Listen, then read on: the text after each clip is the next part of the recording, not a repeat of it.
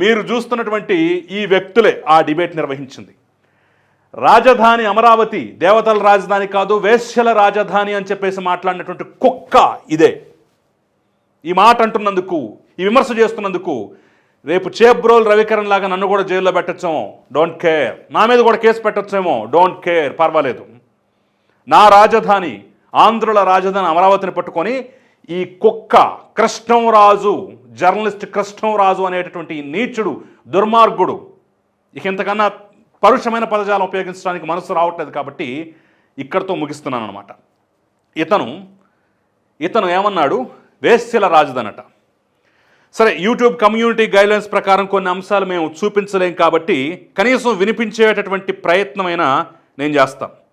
వాళ్ళు ఏం మాట్లాడారు ఈ షోలో, ఈ డిబేట్లో ఏం మాట్లాడారు అనేది కూడా నేను క్లియర్గా వినిపించేటటువంటి ప్రయత్నం చేస్తాను.